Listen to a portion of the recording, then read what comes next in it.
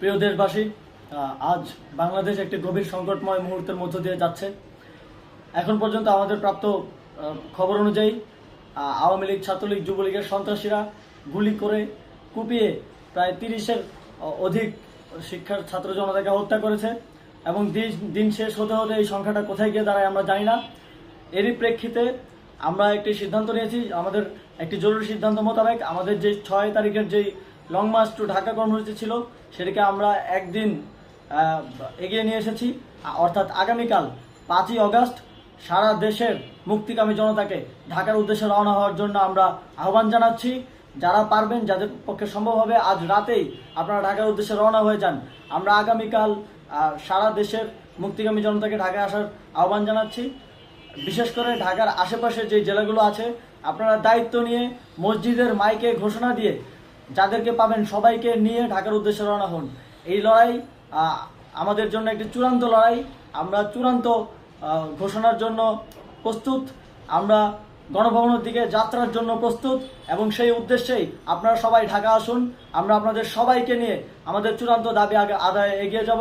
আমি জানি না সমন্বয়করা আজকে রাতে বেঁচে থাকতে পারবে কিনা, কিন্তু আপনাদের উপর আমরা এই দায়িত্ব দিচ্ছি। আপনারা সবাই নিজ দায়িত্বে ঢাকায় আসবেন আগামীকাল এবং পরশু পরিস্থিতি বিবেচনা করে পরশু গণভবনের দিকে 4 দিক থেকে আমরা রওনা হব। আমরা খুব আতঙ্কের সাথে লক্ষ্য করছি যে ছাত্রলীগ, যুবলীগ এবং আওয়ামী লীগের গুন্ডারা পুলিশের অস্ত্র দিয়ে পর্যন্ত সাধারণ জনগণের উপর হামলা করছে। কিন্তু একটি সুখের খবর হচ্ছে, সারা দেশের বিভিন্ন স্থানে সেনাবাহিনী ছাত্র জনতার পক্ষে দাঁড়িয়েছে। আবার কিছু কিছু জায়গায় যেমন মিরপুর ও মোহাম্মদপুরে সেনাবাহিনী ছাত্র জনতার বিপক্ষে দাঁড়িয়ে গুলি চালাচ্ছে। আমরা সেনাবাহিনীর প্রতি আহ্বান জানাতে চাই, আপনারা এদেশের নাগরিক এবং আপনারা এদেশের নিরাপত্তার দায়িত্বে আছেন, এদেশের জনগণের যানবাহনের নিরাপত্তার দায়িত্বে আছেন। আপনারা দেশের পক্ষে এবং দেশের জনগণের জন্য কাজ করবেন। কোনো খুনি সরকারের জন্য, কোনো খুনি রাজনৈতিক দলের জন্য কাজ করবেন না। এটি এদেশের জনগণ আপনাদের থেকে প্রত্যাশা করে। আমাদের এই আন্দোলনে সম্পূর্ণ সমর্থন দিয়ে হয় নিরপেক্ষ থাকুন, অথবা এই খুনি বাহিনীকে, সরকারের খুনি বাহিনীকে প্রতিহত করুন, তাদেরকে যথাযথ শাস্তির আওতায় নিয়ে আসুন। যেই কারফিউ সরকারের পক্ষ থেকে ঘোষণা করা হয়েছে, আমরা স্পষ্টভাবে বলতে চাই, সেনাবাহিনী এই ধরনের কোনো কারফিউ বাস্তবায়নের জন্য মাঠে না নামে। যদি মাঠে নামে তাহলে সেনাবাহিনী স্পষ্টভাবে অফিসিয়ালি জনতার বিরুদ্ধে দাঁড়াবে।